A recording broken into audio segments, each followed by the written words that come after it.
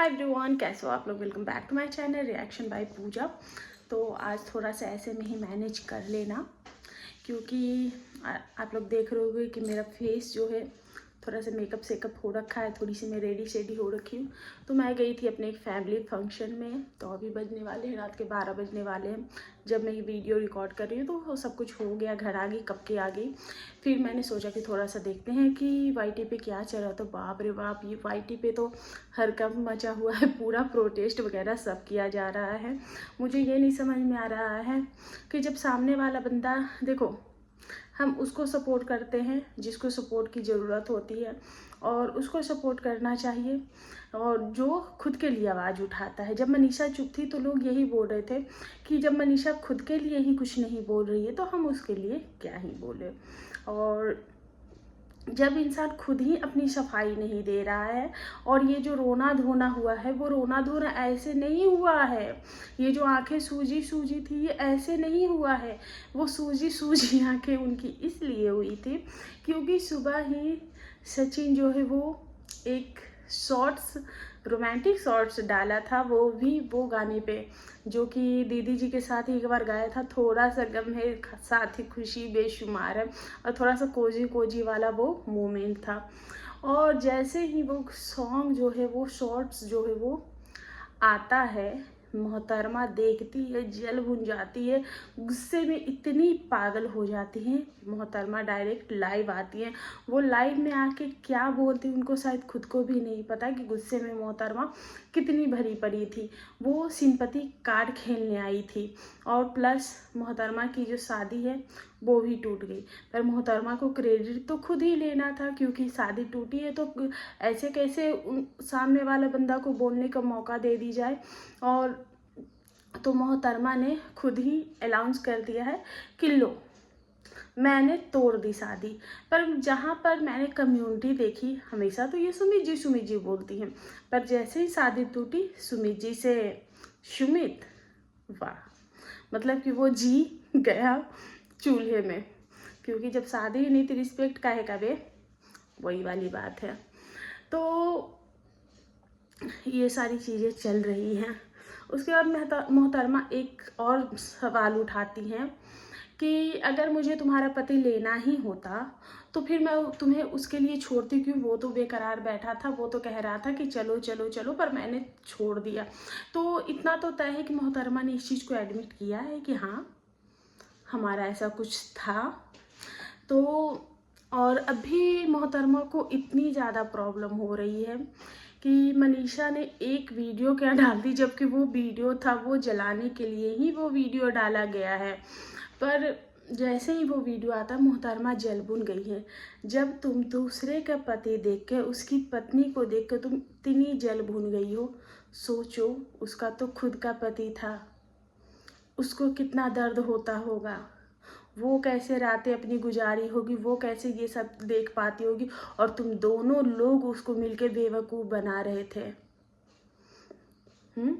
जरा सा तुम्हें शर्म नहीं आई ये सब करते हुए। और आज ये पूछती हो कि मैंने पाप क्या किया है। ये तुम्हारा पाप का ही तो घड़ा फूटा है, जो कि ओवरफ्लो होके बहे जा रहा था, पर लोगों को दिख ही नहीं रहा था। ये तुम्हारा पाप ही है जो तुम्हारा निकल रहा है।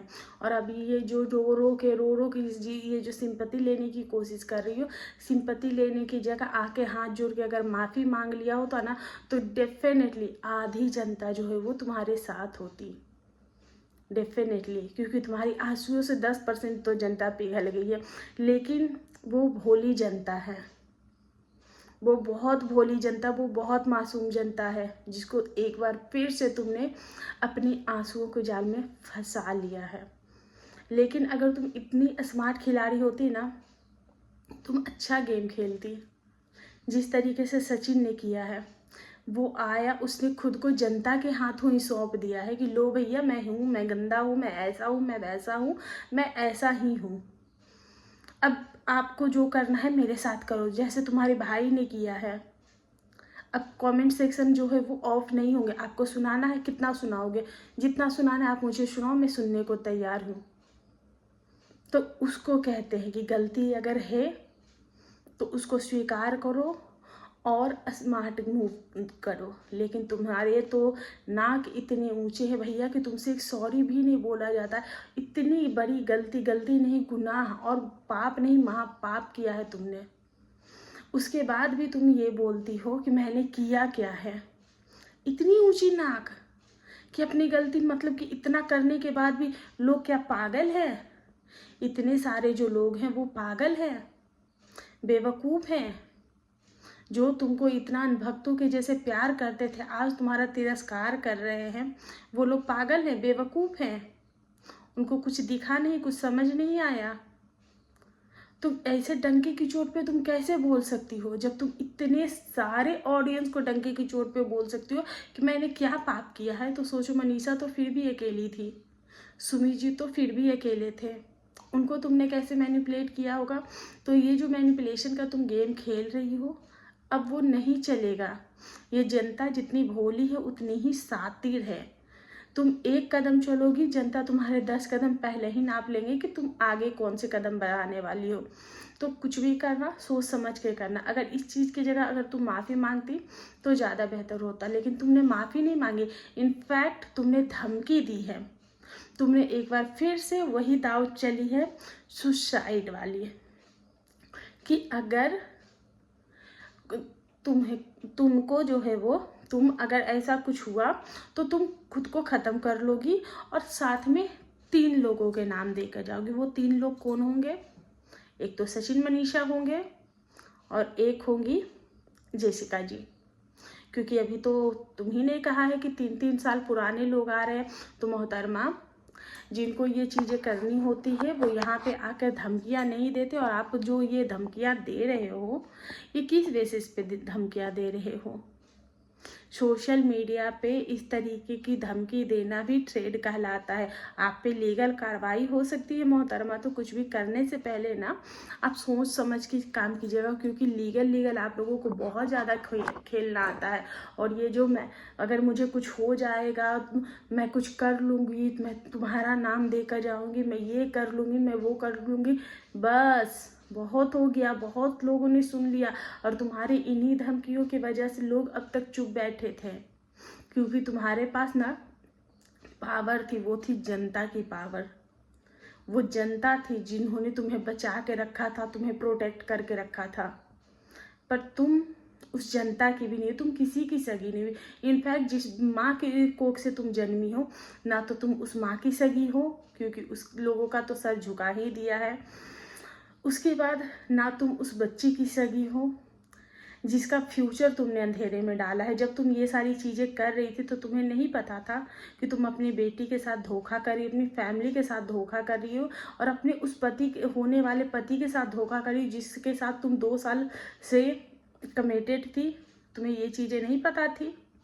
सब पता थी। सब कुछ जानते हुए, समझते हुए, बूझते हुए पे तुमने ऐसा किया। तो इसको गलती नहीं, इसको गुनाह बोलते हैं। और हैं कुछ लोग जो प्रोटेस्ट करके बैठे हुए हैं, अरे हम ये कर देंगे, अरे हम वो कर देंगे, अरे मैडम, ये सारी प्रोटेस्ट करने से अच्छा है कि थोड़े से जाके उनको सिंपैथी दो, उनके दिमाग में कुछ अच्छी चीज़ें डालो, थोड़ा उनको संभालो और समझाओ। वो चीज़ें शायद इनके लिए बेहतर होंगी। और ये सारी चीज़ें करने से अच्छा है कि खुद में बदलाव लाइए। अपनी गलती जहाँ पे हो, अपनी गलती मानना शुरू कीजिए। अगर आप आज हाथ जोड़ के बैठ जाती ना कि हो गई मुझसे गलती, गुनहगार हूँ मैं आपकी, जनता के सामने अगर आप हाथ जोड़ जोड़ के सर झुका लो ना, तो जनता आपको माफ़ कर देती है। लोग ये इस आशा में बैठे थे कि आप अपना पक्ष लेकर आओगी। जब आप अपना पक्ष लेकर आओगी, लोग आपको सुनेंगे, लोग जानेंगे। ये तो सबको पता था ना कि आप दोनों ही गलत हो, क्योंकि आप दोनों ने रिश्तों के का जो है वो मजाक उड़ाया। रिश्तों की आड़ में बहुत ही घटिया लेवल का आप लोगों ने गंदा वाला क्या ही बोले। तो ये चीज़ें तो कतई माफ़ी के लायक नहीं थी, लेकिन काश एक बार अगर आप आके सॉरी बोल देती तो वो आपके लिए ज़्यादा बेहतर होता। सो गाइस, यही सारी चीज़ें थी। और सोशल मीडिया पे बहुत कुछ चल रहा है, लोग प्रोटेस्ट कर रहे हैं, ये कर रहे हैं, वो कर रहे हैं। प्रोटेस्ट वहाँ की जाती है जहाँ पे अनहोनी होती है। ये जानते बूझते हुए जो लोग ये गलती करते हैं, उसके बाद आके सब चीज़ सोशल मीडिया पे डालते हैं, और जब इनके लिए कुछ बोलो तो फिर इन लोगों को हो जाती है बहुत ज़्यादा प्रॉब्लम, और ये लोग लीगल खेलते हैं। मतलब वही बात हुई, तुम करो तो रासलीला, कोई और करे तो कैरेक्टर डेरा, बस वही वाली बात हो जाती है। तो यही सारी चीज़ें जो है वो सोशल मीडिया पे चल रही थी।